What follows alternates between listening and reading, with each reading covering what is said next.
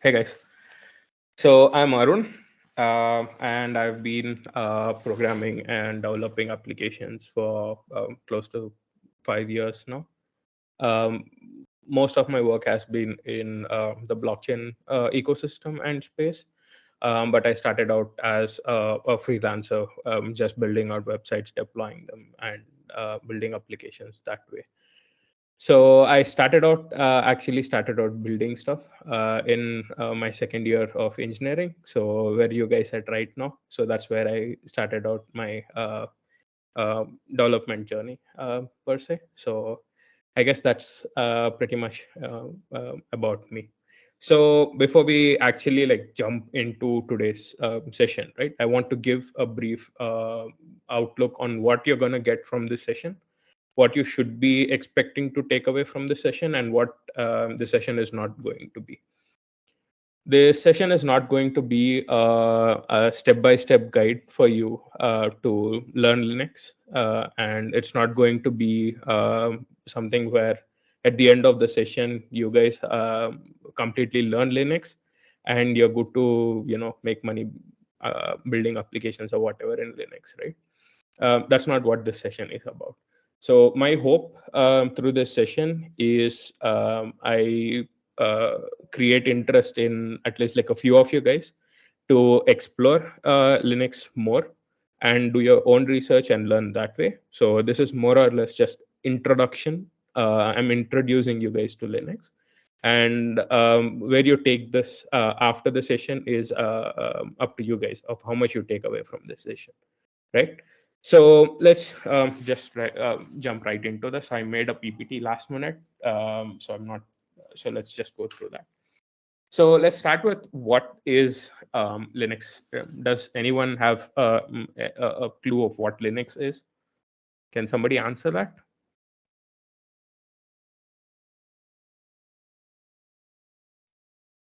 I guess there are like 70, 83 An people open here. source operating system. Yeah, it's an open source operating system. That's good. Any other adjectives or any other answers to the same thing?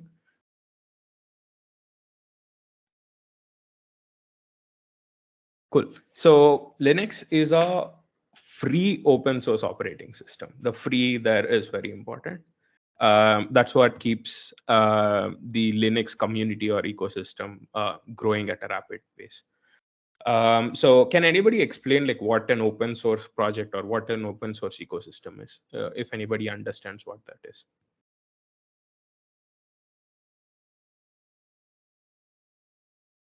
Guys, you all have access to the chat box and the mic. Please use them. Yeah. Anyone in the community can develop the code, source code. Yes, anyone in the community can contribute code to the repositories, and also they can view what the existing code base looks like, right? So those are open source community, open source softwares as a whole. So who built this application, right? The entire Linux kernel, right? The underlying Linux technology operating system was built by this guy. That's exactly his photo when he built it.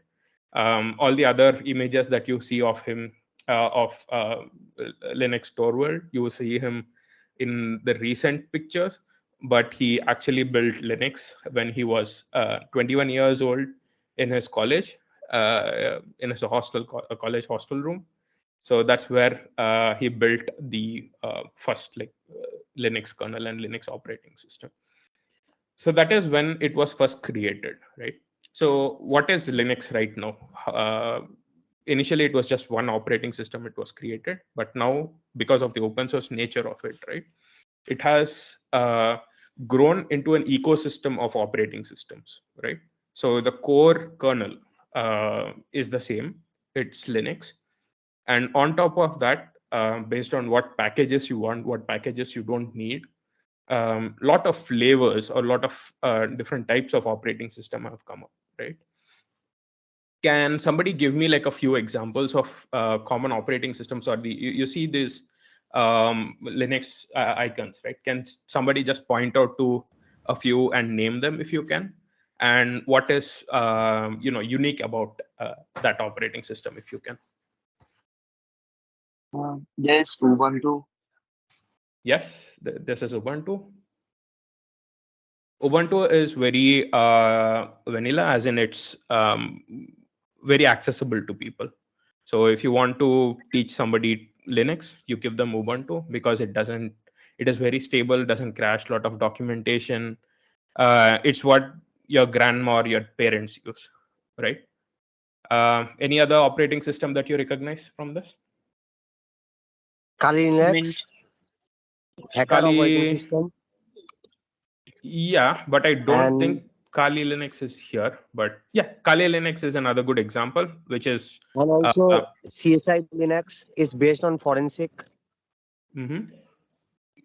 CSI Linux based on forensic. I mean, That's right. Let's just go through Kali first. Kali Linux is an operating system that all the hackers use. Most of the penetration testers, either they use Arch or Kali. So it comes with a lot of tools that you require for penetration testing and hacking. So all of those tools are already pre-installed. So that's one of the operating systems. So one more thing that I guess all of you guys are computer science students. So that's I think the reason you did not recognize this. But if there's any Raspberry Pi. electronics, yeah, I see Raspberry Pi operating system. It's here. So it is specifically designed to run on the Raspberry Pi compute units and system on a board. So that is its own. It has its stripped down version of Linux that runs on ARM processors, right? So from these examples you can like see that like there are a lot of different distributions and a lot of different flavors of it, but underlining at the same time all of them are running the core Linux kernel, right? All of them underlining all file systems and how user access and everything work are the same in all the operating systems, but the applications installed and all that is different. Yeah, Fedora is another thing. Arch, Manjaro is here. So like all of them, like, if you go through the list of these, like you can sit here for half an hour and just name the Linux distribution. So let's just move to the next thing. So why should you be interested in Linux? because So it's free. yeah, yeah, that's a very Indian thing to say. Why do you think something is good because it's free? Yeah, that's a very compelling reason. There are other reasons as well. I guess a majority of you guys would here would be using Windows as your core operating system, and the main like Windows has a lot of quirks, right? How many of you on your day of presentation, when you're presenting your Windows, went into updates? Right? That like you might not have faced it yet, but that's a very vocal problem that you see online. If you just scroll through Twitter and like look at Windows issues, like there are a lot of them, and the entire operating system is closed source, meaning Linux if is lightweight thing. yeah. So I'll just put down what are all the core good things about Linux, like why you should be concerned about it. I'll give you examples of why it shines, and we'll go through like a few examples of how this each of these characteristics work. Cost effective. Most of the Linux distributions are free.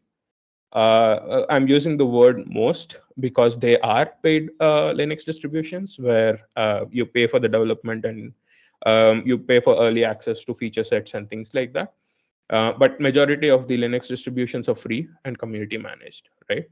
The second thing is Linux is customizable like you wouldn't believe it, right? From how your desktop looks. If you want to use Windows, if you want to have your applications move like Windows, or if you don't want Windows at all, as in you don't want your applications to be in a window, you just want them to be in tabs, right? You can change that. You can change how your navigation bar looks. You can customize it to the pixel, right? You can customize everything. Whatever you see, you can customize, right? That's about its customizability. It's not just what you can see, but also how it behaves. If you want to set up cleaning processes, or if you want to do something internally, right? It's very easy to customize. The next thing is stability and security. So if you are running Linux, right? How many of you are running Windows, and your like your Windows laptop has been on for 3 days straight without being shut down?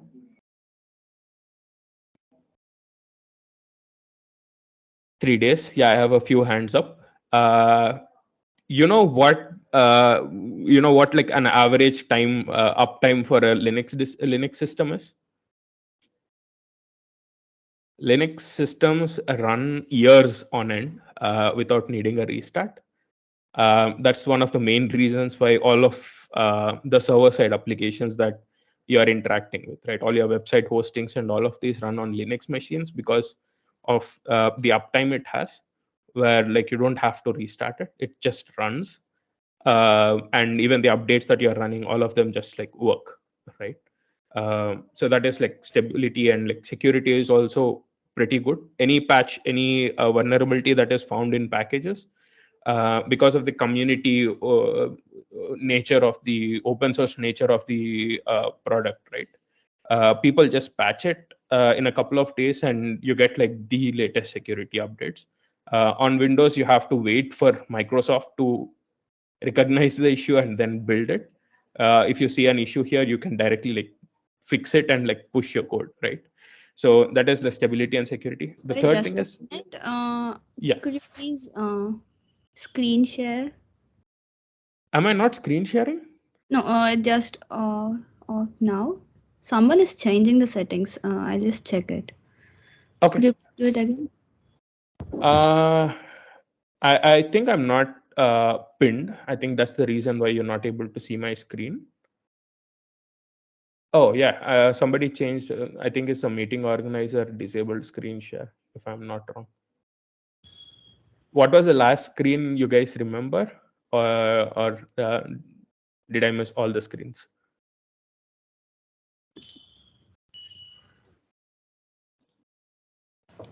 Features of Linux. Bro, Why Linux, right? Yeah, cool. The fourth thing is Linux is very lightweight. This is with an asterisk with a quotation marks. Uh, a few distributions are lightweight. A few distributions are jam packed with feature sets and applications when you install them. But majority of the Linux distributions are lightweight. Whenever any Windows device, right, comes to its end of life, lot of your old laptops might not run Windows 11. If you have 4 GB of RAM and like a hard disk on it, like Windows struggles to run. But if you switch to Ubuntu or any Linux based thing, it runs like butter smooth, right? It's like you have like a brand new laptop. So that's where the lightweight, you can see and feel it. The final thing is like the community support. There are like a huge community of developers who are working for big tech companies like Google or Amazon, or all the other tech companies, right? All these developers contribute to the core Linux kernel and also to the different distributions, right? Which makes it the most like advanced operating system, because like any new feature they want, they develop it on their own. So that's the community aspect of it. The community is also very helpful in terms of when you need help, when you're stuck with something, installing something, it doesn't work. You can just go into a subreddit or a forum and just ask for help, and like a lot of people just like help you figure things out. So that way the community is really good. So now we have seen like what Linux is, who made it, and like why you should be worried about it or why you should try it. So now you have decided to try out Linux. Where do you start? How do you like run Linux? So there are two major ways of running the Linux operating systems. One is bare metal, where you're directly running on the silicon, right? You directly install it on your laptop, and you run it as your primary operating system. You can dual boot your machine, but it still runs on your processor. Like, it runs like at the lowest level, right? So that is like bare metal. The other way of doing it is to virtualize it using virtual machines, where you have one operating system. It can be Windows, or it can be other Linux applications, and on top of this you run a virtual machine, use virtualization to run a Linux machine, right? So there are two ways of doing it. So you pick any one of them. So you say you pick virtualization, which helps you make it like easier to try out. So you have decided and picked one. So next you come with a question of which distribution do I want to use, right? Pop OS, my major suggestions for first time users coming into the scene are Ubuntu and Pop OS, because they have helpful communities. Also, they are a lot stable, and both of them run Steam, and majority of the Steam games run on it. So if you are a gamer as well, that works out, right? So you pick your distribution, and what do you do next? You follow the online instructions to install and get your Linux setup running. I'm not going to go into details of how to set that up and install, because uh, it's going to be a boring 15-20 minutes just walking through that. And like, there are a lot of plenty of resources for you to go through that. Instead of doing that, I'm going to do something better. So now you have installed it and done that, but I'm not sure if majority of you here, how many of you don't have a laptop or a personal computer? If you can raise your hands. Whoa. All of you are rich kids. Like, everyone has a computer and a laptop, is it? Awesome. In case you don't have a laptop or a computer to install and like play with Linux, um, you can like run it on your Android phone, right? So you have NetHunter,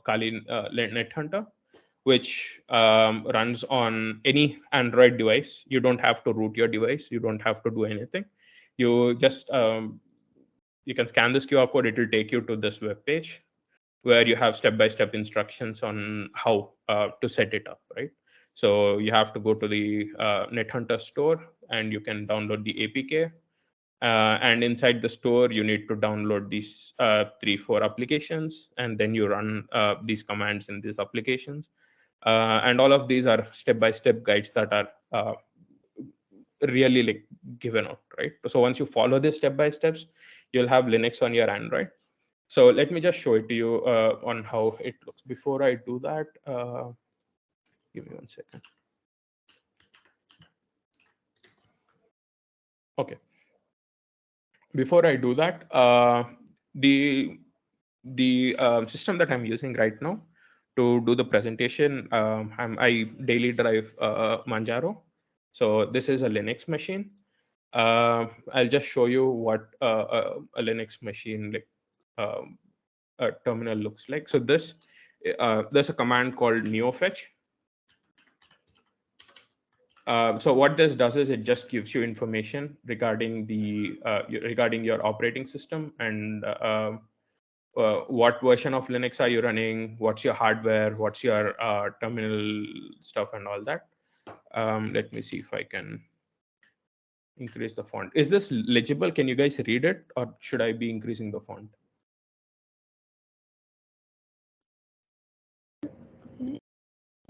Can you increase it? Is this better? Yeah, now it's Okay. good. Okay.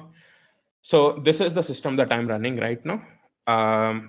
In a moment, we'll look at my Android device, and we'll go through the same thing on my Android device as well. So let me just pull out my Android device. So this is my Android phone that I have. I'm just screencasting to my laptop so that you can see what I do on my Android. Let me just open up Terminix. So this is one of the applications that you install from NetHunter store. And it gives you like a Linux terminal. So one of the like beauty of having an Android device is somebody raised a hand. Do you have a question, or is it answer to the question like who doesn't have a laptop? Aditya, I see your hand raised. Is it did you misclick or?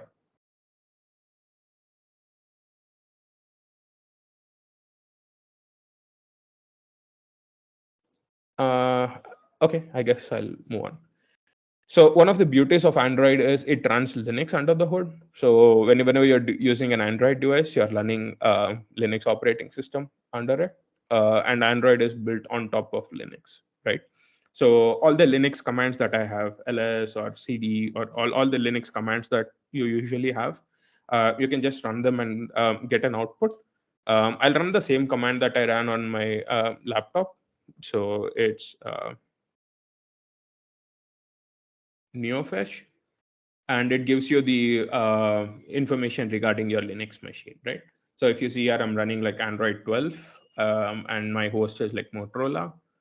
The kernel version, how many days it has been uptime, like without, without restarting or shutting down, and what shell am I running, what's the CPU, and all the other information that's needed, right? So this is a pure Android. So you're directly interfacing with Android.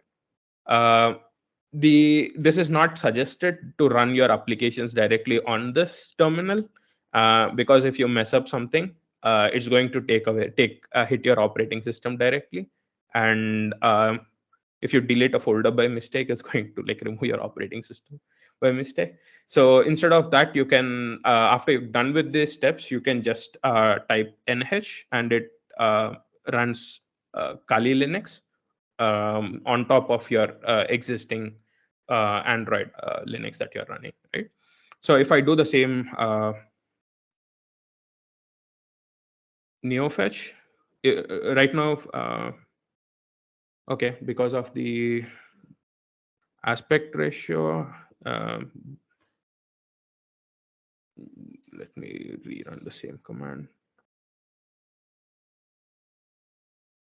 Yeah, now you can see that like I'm running Kali Linux, and you can see like uptime, and the uptime is messed up. I'm like 19,484 days, I think is 60 odd years. I'm not that old, so that is messed up, but the rest of the stuff is pretty on point, right? So here you can do like all the like basic stuff that you can do on a Linux, right? So this is how you run Linux on your Android, if you just want to learn and check out and experiment or experience that. So let's get back to our PPT and see what's next in store. So I'll just walk you through a few of the basic Linux commands, and to keep up with the spirit of this uh, workshop, I'm going to run all the commands on my Android device. So let's just go through them. So I'm putting this here. You can scan this, or after the session, I'll share this PPT links with you, so you can go to the site here. So it has like the 40 most common Linux commands that you have. I'm not going to go through all of them. I'm just going to cherry pick a few of them, which we're going to use in the future. I mean, in the next 5 minutes to do some more cool stuff. So the first command that like you need to know is ls. What ls does is it lists out. Is this visible for you guys, or can you read what's there on the screen? P PWD command, sudo command, cd command. Not the website, but the Android device that's there on the side. Kali local host. Yeah. Okay. I just asked you if you could read it, but yeah, that you just proved that you can. So cool. So ls is it lists out directories. ls-a, it lists out even hidden directories as well. And you have a lot of hidden directories that are there here. You can do cd. Cd is for change directory, so you're moving between directories, between folders. Cd dot or dot takes you to the previous directory, else it shows you what the current files that are there in it. So let me go back to the base. So this is one of the hacks that you can that you need to learn. It's a tip. um, all Linux terminals come pre-built with auto fill functionality. So if you hit tab after like typing a few things, it auto fills the rest of the command or rest of the directory or whatever that's you're trying to type, right? If there are multiple versions of the same thing, for example, ls-a, if you see, oh, sorry. If you see that like multiple starting with dot bash, right? So if I try to run a command with bash, and if I hit tab, it my phone just vibrates and says like there are multiple, right? Some flavors of Linux also show the um, stuff that are starting with that bash. So okay.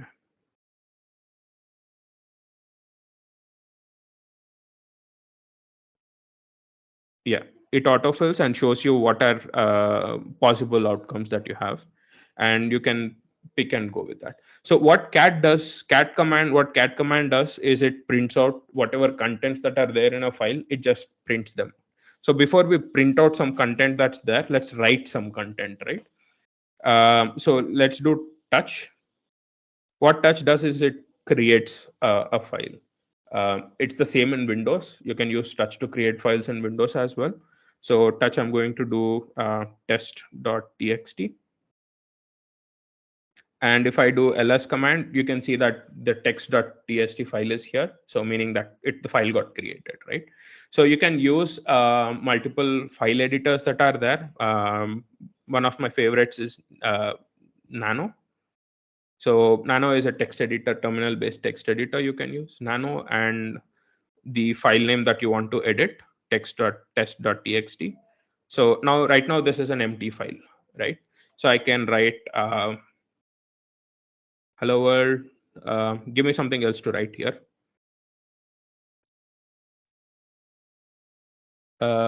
Anyone has any suggestions? What do you guys want to write here?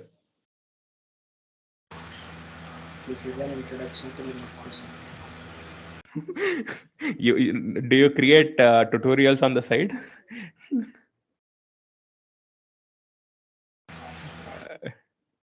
uh, okay, I'm also going to put in IP something. I'm also going to put in test some other text. Okay, and to exit, you hit Control and X. You can see here that it shows you what you have to hit. So you can hit Control and X to exit. It tells you like modify. You want to save the file. If you just hit Y and enter, it saves it, right? So right now we have written to that file. To see the content, let me just clear the terminal so that you have a clearer view. I think I mistyped it. Okay, so ls, you can see the text test.txt. So now if I do cat test.txt, these are the texts that we have written into the file, right? So one more interesting thing that you can do with Linux is piping. You can send one output of one command into another command. I'll show you an example here, but all the things that I'm showing here are just to introduce you to them. I'm not teaching you these things. I want you guys to, after the session, just like look up these things and try them on your own. Okay. So if I want to find a specific line which contains the text IP, right? I can do cat and run the test .txt, and to pipe the command into another command, I just put a straight line there. And there's a command called grep, which searches for a specific string in a file or a output, and only prints those lines which contain the string. So if I put IP, there's only one line in this 4 lines that we have written which has the text IP, right? So if I run IP, it only shows that specific line, right? 247 IP 247. It only shows that specific line. I can also do with text E. It shows lines that contain that letter E, right? So this is a very like powerful command grep that you can remember and like use at a later time. Another command that you usually use but don't think about is sudo. Sudo is more or less your Windows version of run as administrator, right? So you're going to run it as an administrator, and it bypasses some of the security check uh, that Linux does on its own. So those are some of the basic commands that we're going to use right now to do what we are going to do next. Okay, one last command that I'm going to show you is apt. This is how you install applications. So to install, you do apt install. Uh, is there a hello world application? No, it's not. Okay. So you do oh,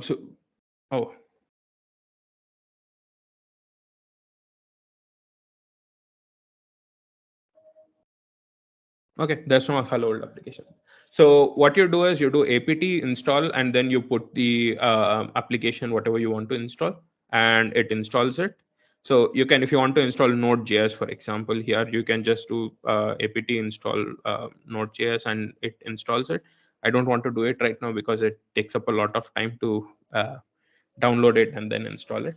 So we're going to install one package that we're going to use next. So we'll see how that command works. So I just walked you through some of the basic Linux commands, and there's another YouTube playlist that goes through like the basics and fundamentals of Linux, where you can pick up more commands and like experiment with them. So what now? You have learned like you know now where to go to install Linux on your Android device. You know what to type to get specific outcomes from your applications. So what now? What are you going to do next?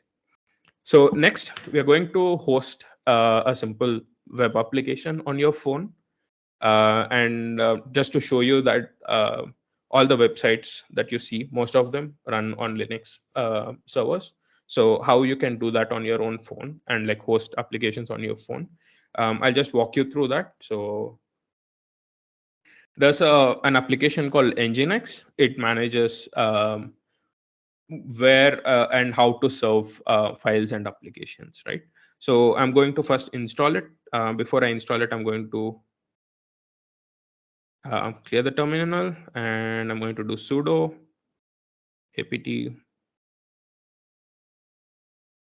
nginx.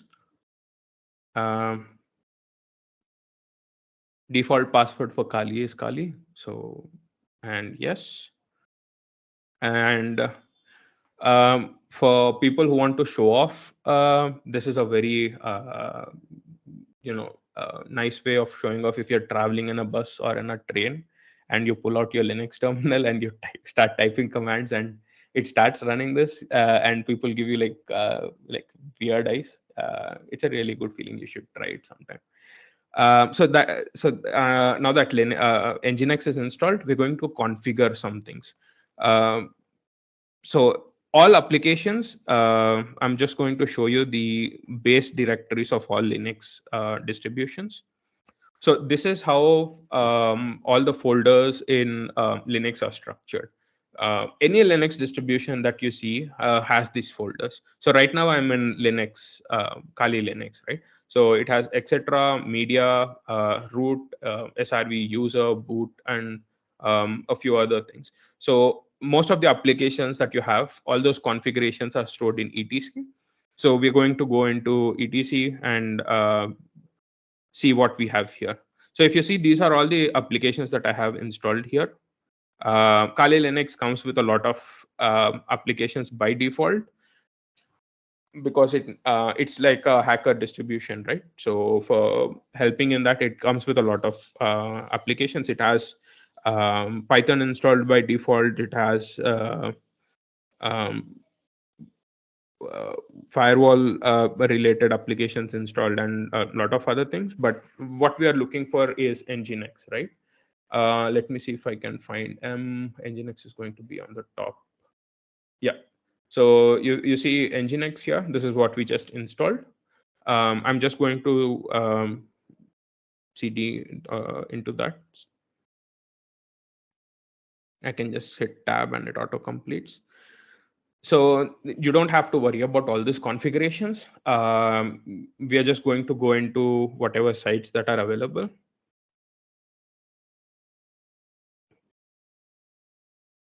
Sites available, and if you see, we are going to edit the default configuration. And what is the command we use to edit files? Text editor. I just showed it to you guys in the basic commands. Anyone wants to? Nano, right? Awesome. So I will do nano default. And here you can't just scroll, and I guess you can. So by default, all your server stuff right here, the configurations are going to be set to 80, port 80. But because our device is not rooted, all the ports till 1240 or something are going to be locked for us. We can't use them right now. We can only use them if your phone is rooted and you have root privileges on your like core Android. So we are going to use the port 3000 for now. And if you see under it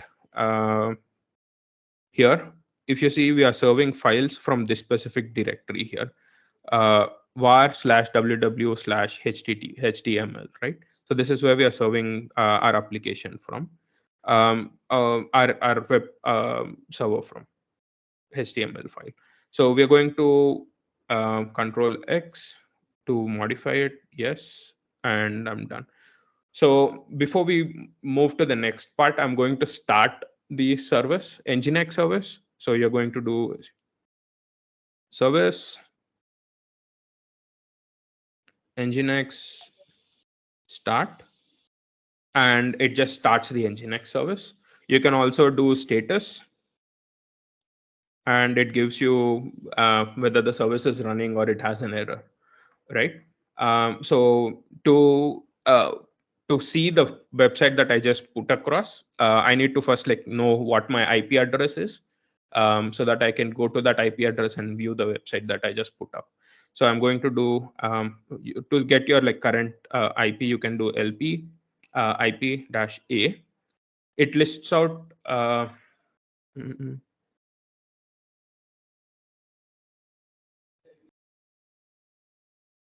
options dash A, right?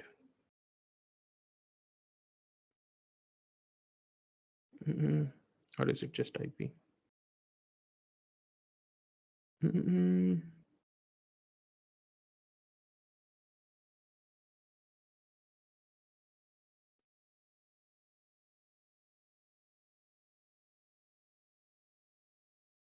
Let me do IP/F. No, give me 1 sec. Let me just look up. Yeah, Google is your friend when you mess up your commands.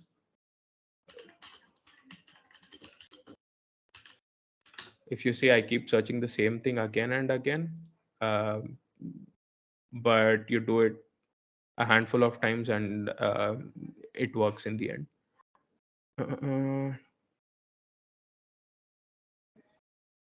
You can do ifconfig. Yeah, IP-A. Oh, it's not IP-A, it's just IP-A. Awesome. Let me just clear it. IP space A. So all the information that you see here is my network information. We don't need all of this. only the lines with net, this net inet, right? So these are the IP addresses that you're looking for. So I'm going to pipe this output into grep, and I'm just going to do inet, right? It's only going to give me the outputs that contain the IP addresses that I'm looking for. So if you see the IP address here, 10.100.114.114. Let me just try going there.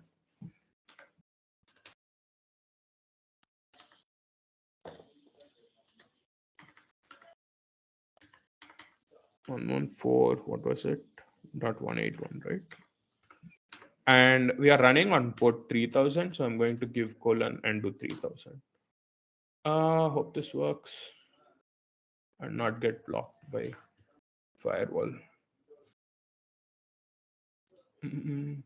Okay, I guess this is not open to the internet right now. So let me just turn on my Wi-Fi and connect to my local network.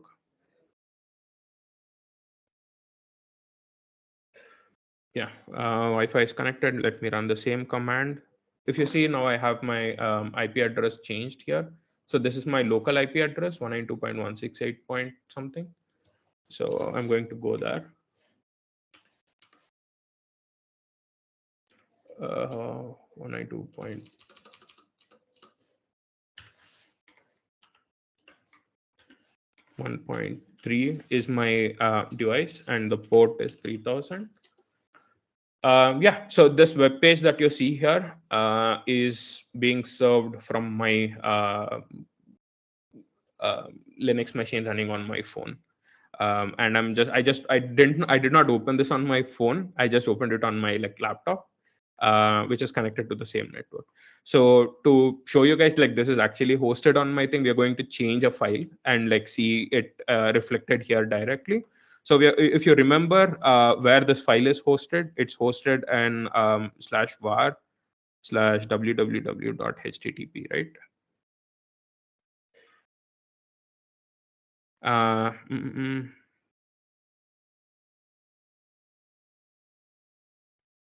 Oh, it's HTML. Okay. If I do ls, there's an index.html file that is present here. So if I just rm and remove that index.html and do ls, it's gone. We're going to create a HTML file.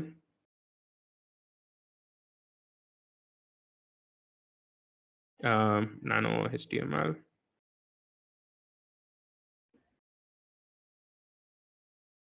So tell me what you guys want to have in this HTML file. One good thing about HTML is you don't have to write out all the boilerplate of HTML. You can just write the heading command, and your browser understands it to be HTML and renders it as HTML. So I'm just going to okay, the keyboard that I'm currently using is the Google keyboard that comes with default for your this thing. But there are other keyboards called, say, Hacker keyboard, which gives you all the special characters that you need for programming directly in the keyboard. It's much more easier to use. I don't write applications on my Android device, so I don't use that keyboard. So if you want to write applications on your Android, you can do that. So what do you guys want to show up on the screen? Any suggestions for text?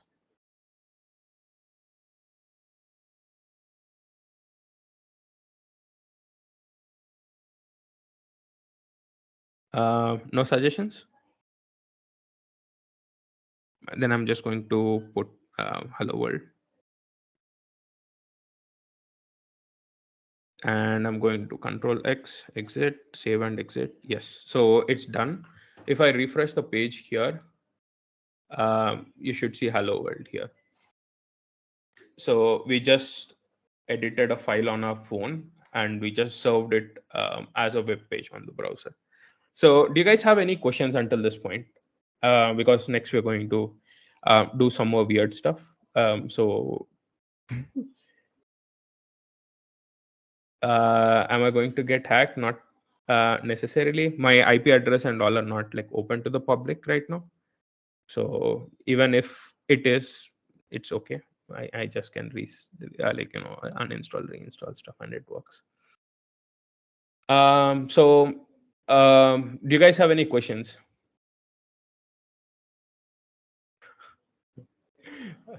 Oh, you're going to get hacked. Okay. I thought you were threatening me, but cool. Good to know. What is the use of RM command? RM is short for remove. You just shift deleting. You do shift delete on Windows, right? Delete a file.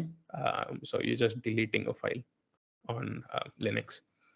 So Linux treats directories or folders differently from files. So if you have a folder, rm command is not going to delete it. You're going to use rm dir, remove directory, and then it's going to remove it. And if there are files inside that directory, it's not going to delete that directory. You have a separate command for that, which you can just like look up and see rm-rf and whatever directory you want to remove, and it removes that. You need to be very careful when you are using rm command, because I've seen people delete their entire file systems, things they want to and things they don't want to. So you need to be like a little more careful when you're using rm command. Any other questions, guys?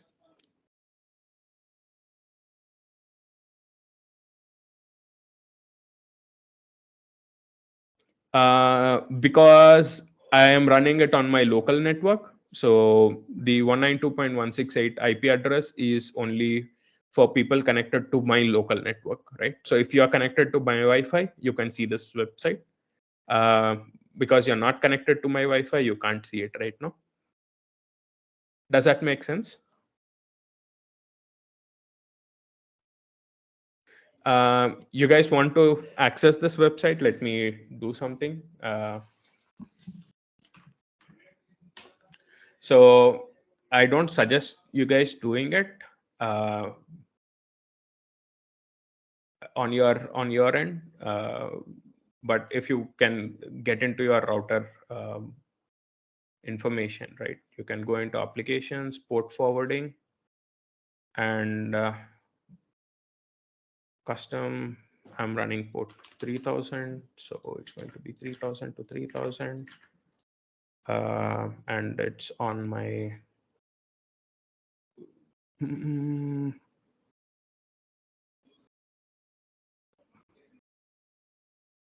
I think nope, nope, nope. All of these are devices connected on my phone. Oh, my cousins at home. My cousins came home. Cool. I'm just going to do custom because I know the IP 192.168.1.3 TCP. I don't want to add that. Okay. It got added. Let me just do what's my IP. You see this public IP address that you see here. This is the public IP 136.185.251.232. And if you go to port 3000, it should forward you to my application. Most probably it should work. Or did I not save the router settings?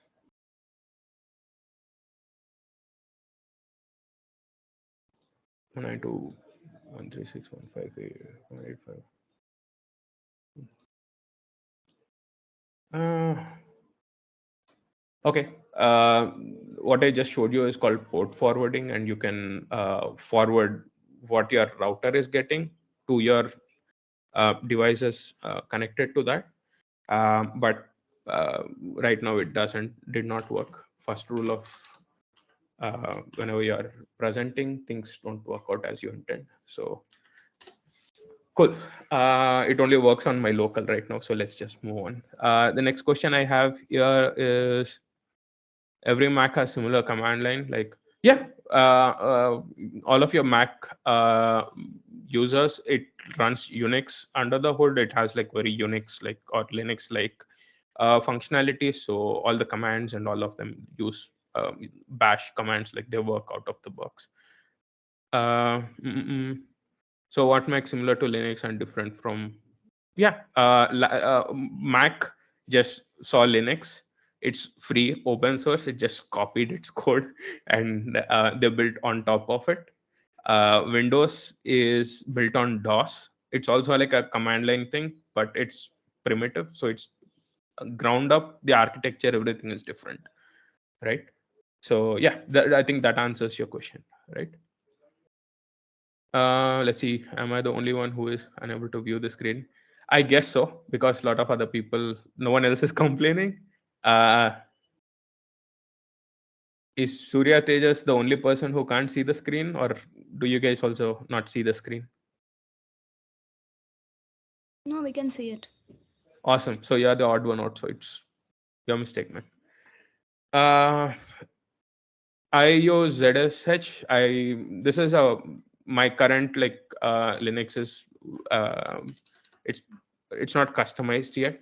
I still have a lot of customizations to do on my terminal, but I use ZSH for now. I haven't tried out Fish. I have heard like a lot of things about it.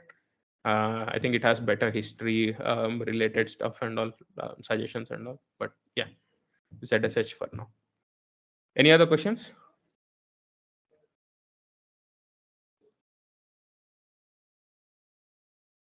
Awesome.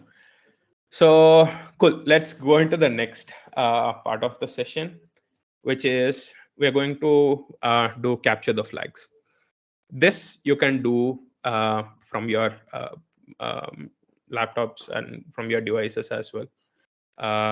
So there's a website called. Oh, did I close all the websites?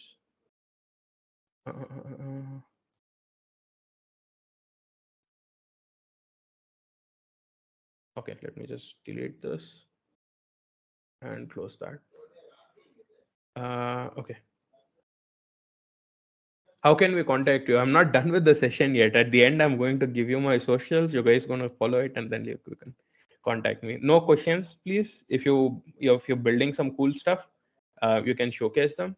Uh, uh, if you have difficult questions that you want help with, we can discuss. But basic stuff, I can't be your Google. Google is your first friend there. So there's this website called overflow.wire. There's a game called Bandit. If you just Google search for uh, Bandit over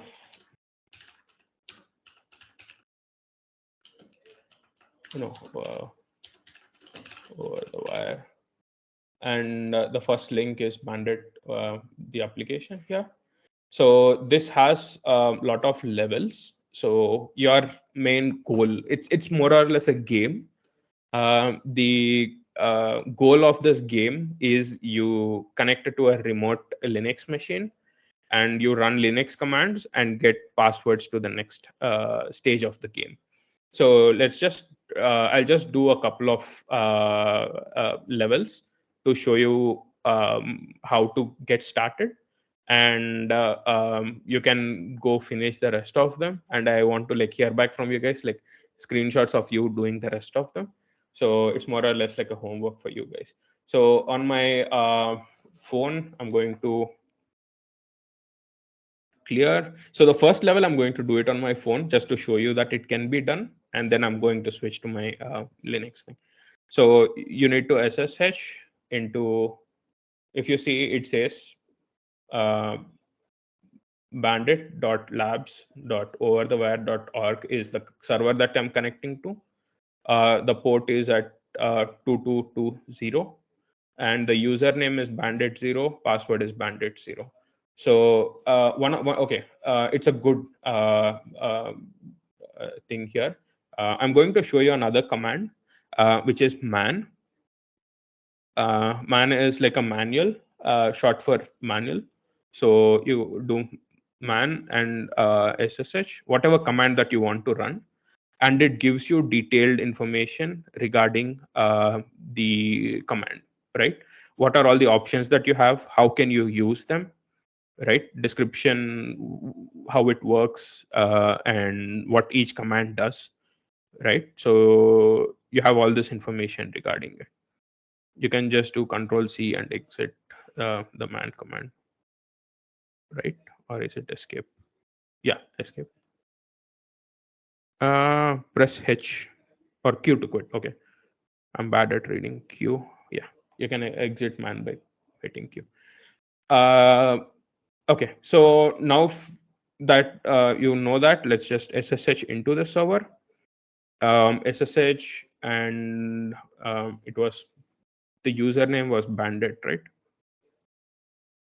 Bandit at the rate, oh, it's bandit 0 at the rate, and the server address was this,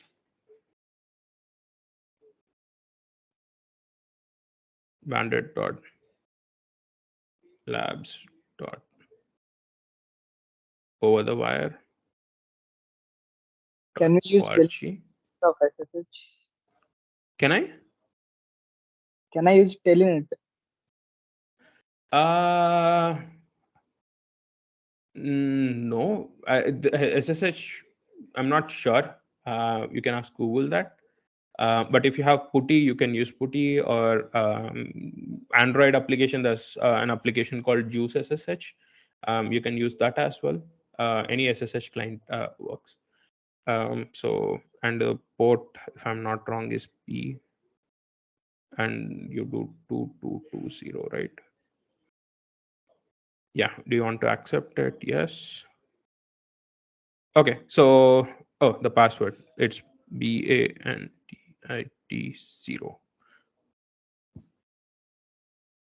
Cool. So if you see right now, I'm not in my Linux, Kali Linux. If you see previously, like whenever I'm on my own Kali Linux, Kali at the rate localhost showed up. But right now, if you see, it shows bandit at the rate bandit 0 at the rate bandit. This means I'm not on my Kali Linux, right? So I'm SSH'd, or I'm accessing a separate server that's out there. So if I do ls to see what's here, there's a file called readme. What command do you use, like print out content, file content? Anyone wants to? Cat, right? Cat and readme. So what the text that you see here is the password for the next phase, right? So I'm just quickly going to do the same thing. You can select it here, copy it, and do it from your. You can do it on your like Android device as well. But to make things faster for me, I'm just going to do it uh, on my terminal here.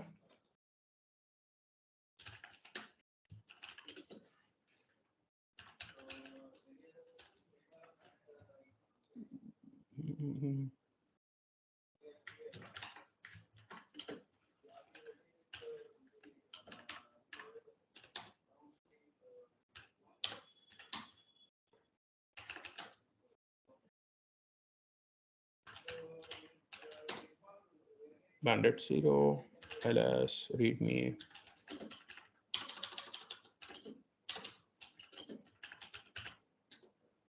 Okay, now I got the first password.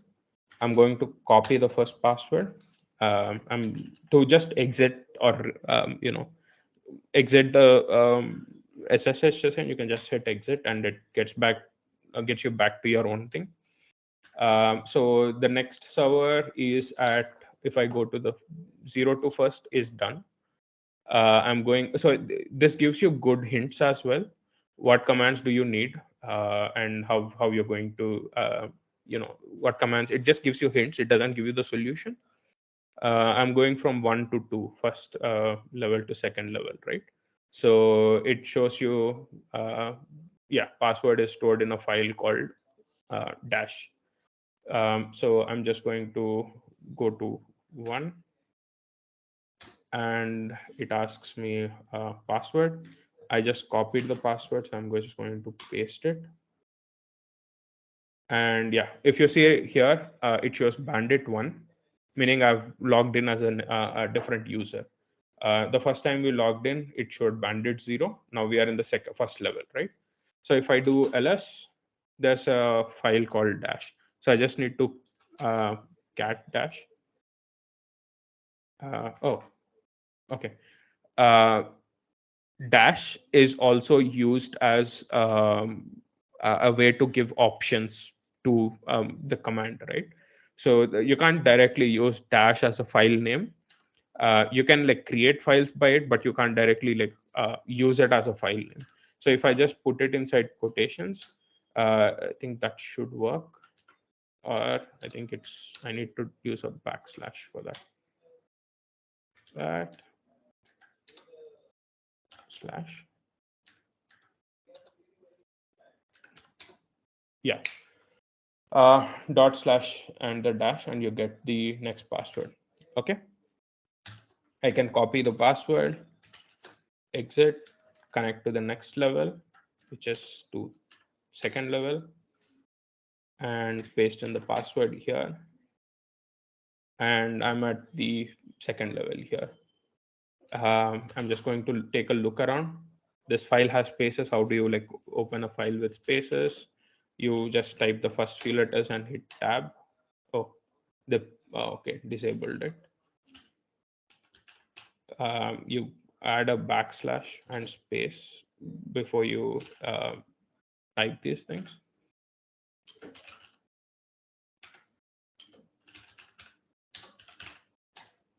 And you get your these things. So it's just, you see a problem, you Google search how to solve it, you find Linux commands that help you do that, and you solve the puzzle and get the next password. You keep moving that way until you finish this puzzle. This is how I got confident with using the terminal. Nobody is like, because we are all conditioned to use user interfaces like this, where you can click and move your mouse and point. A lot of us like don't by default have intuitive understanding of using terminal for all the things, right?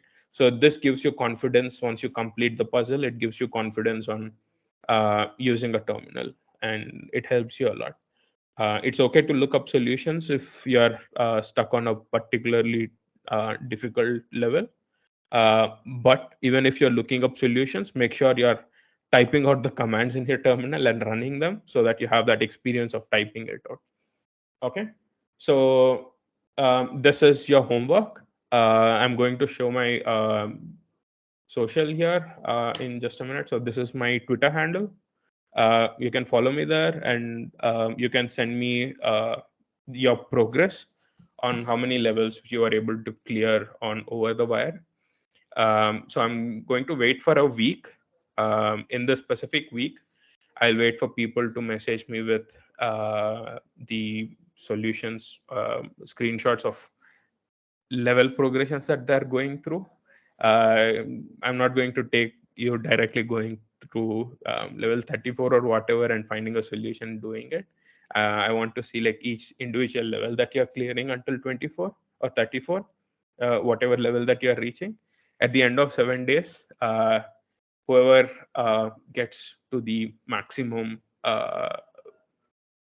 levels cleared, right? I have a $50 DigitalOcean gift card where you can uh, run your own Linux machines and host your stuff. So that would be the price for this thing. So over the wire, I just want to uh, get you guys interested in it. So just try solving those problems. Send me screenshots of your progress, and we'll see your progress, and I'll decide on who the winner is at the end. If there are multiple people who complete it, I can't give you multiple $50 gift cards. So I'm just going to pick one. Whoever does it first gets the gift card. How does that sound? You guys interested?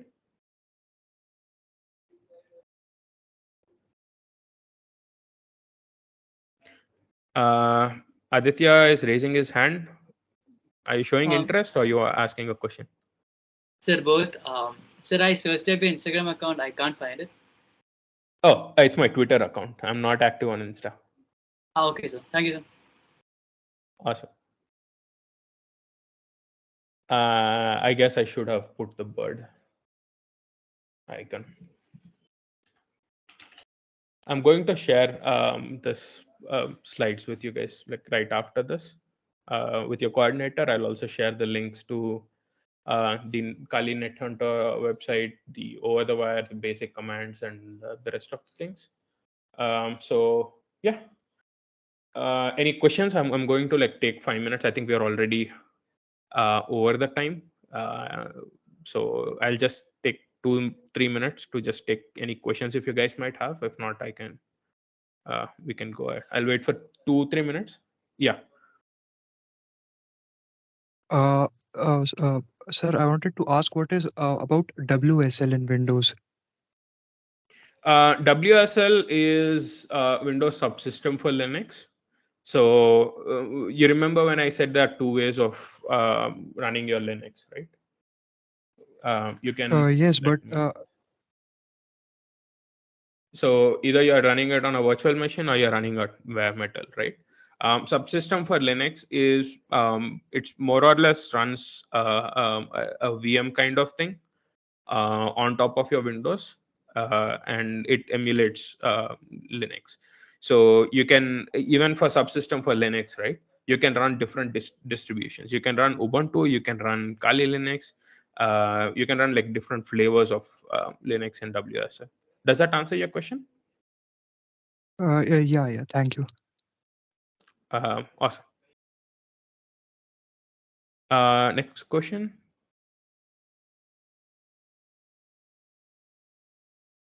I'm pretty bad at seeing who has their hands raised. If you are raising your hand, you can just go ahead and like ask the question. So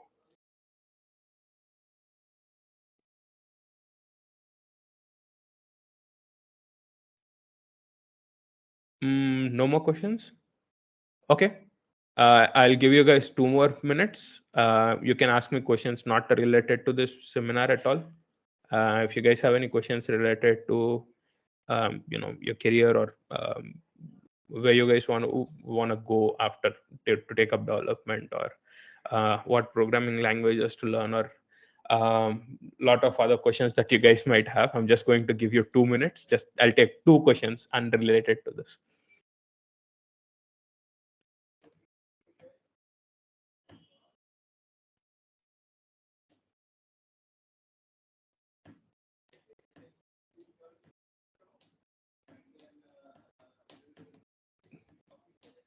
Awesome. You guys are very clear on your stuff. I guess there are no more questions.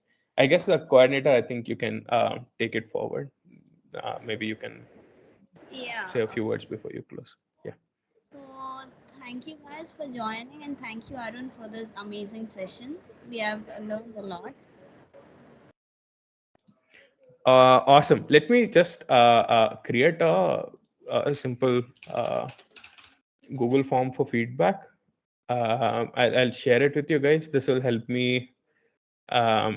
This is the first like session I'm taking after I moved out of college. I finished my engineering in 2020. So in the future, if I have any, it'll help me like improve.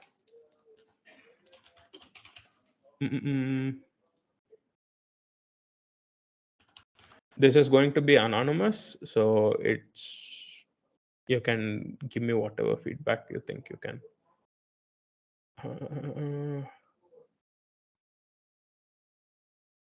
Yeah, I'm just putting it in the, can I put it down in the chat here? I'm just going to put it in. Oh, I'm sorry, I there's a question in the Okay, career opportunities in Linux. So I'm going to give an example here. Any programming language or any tool that you're learning, right? You shouldn't be looking for career opportunities in that specific thing. Uh, I'll give you an example. If you're learning to uh, tighten bolts, or you're learning to use a spanner, for example, spanner is a tool, right? If you're going to learn using a spanner, you shouldn't be looking for careers in using spanner. Does that make sense? If you're going to look for careers in using spanners, you're going to work in an assembly line in a factory, and your job is going to be automated with robots in the future, right? Linux or any other tools that you're learning are just tools. You should be like looking for careers where you're going to use this tool, where you're going to use the spanner to build things, right? That's like it can be a mechanic, or it can be automotive engineer, or the careers that way, where you're going to use the spanner to like use the single tool, right? So there are a lot of career opportunities where you use Linux.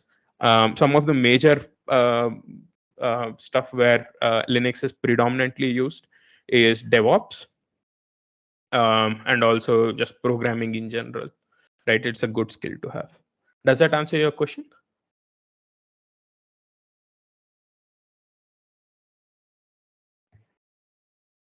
Yeah, I think, yeah.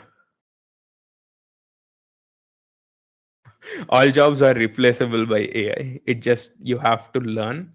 Do you think I made the entire presentation on my own? A lot of the starting stuff I took it from ChatGPT, and the end practical stuff I did it on, like, I came up with them. But the initial just like explanation of like different distributions, all that stuff, I just picked it up from ChatGPT. So you should never be worried about being replaced by AI. You just have to learn to utilize AI to supercharge your work. So if you are like Goku, yeah, just if you use U plus AI will become Super Saiyan or something like that. Cool. Your coordinators created another form. It says I need permission. Is it? No, that's just for the certification. Like if they fill the form, they'll be getting a certificate. I don't know what you guys are gonna do with this certification, because I didn't teach you anything. I just introduced you to this. So cool. Why hackers use mostly Kali Linux? Because Kali Linux comes with hacking tool sets, Metasploit or Burp Suite, or all the hacking tools, right? They are pre-installed. You can use any other distribution as well and install those applications on your own and use them, but Kali Linux has them pre-built, pre-installed, right? So if you are just want to like get started and go, you just like install Kali Linux and you have all your tools there, so you can run it. Does that make sense, Lokesh?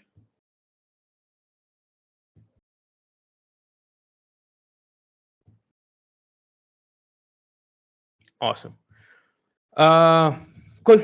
That's pretty much it, guys. I don't see any of you guys gave me feedback. Oh, I see 11 responses. Guys, I critical feedback is good. Anywhere I can improve and things like that. But uh, just soaping me up is also okay. Thank you. Coordinators, I think you can go ahead. There's another question. You guys can leave if you want to. People who want to stay back, if it's not much, I think I will stay back for another 15 minutes. Just take questions if you have any. But officially, the session has ended here. Okay. Before you leave, please fill out the form. You will receive the certificates only if you fill the form. Yeah, don't share this form link with people who didn't come here. Uh, I think that's the reason why she's sharing it here rather than sending it to your emails that you gave during registration. just to make sure people who are here get that. Cool. Which is used in the session on my Android device or on my daily driver that I use as a daily driver.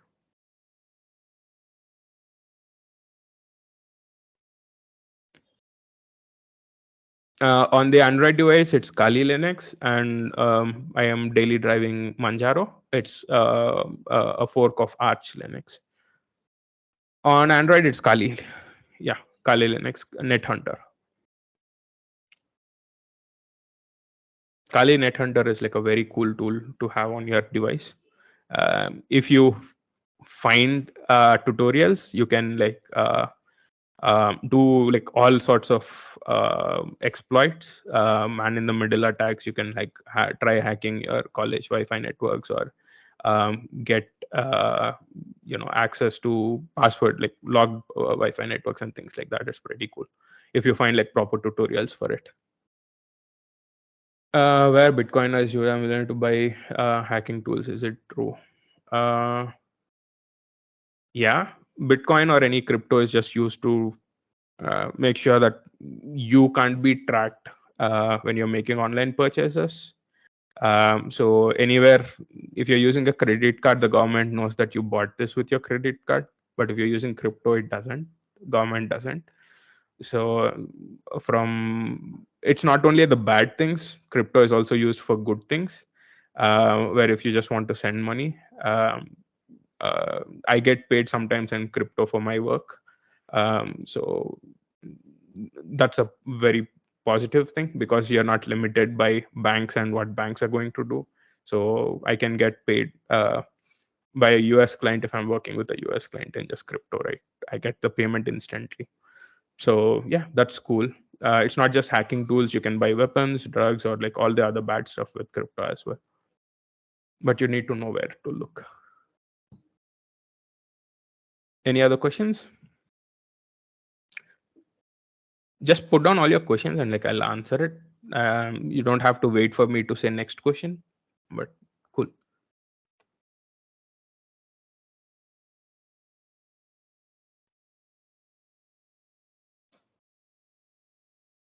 I guess there are no more questions then. Yeah, I think we can end the session here. Any more announcements to do, Samanvita? No. Awesome. Then we can end the session here, right? Yeah, we can. Awesome. Thank you, guys.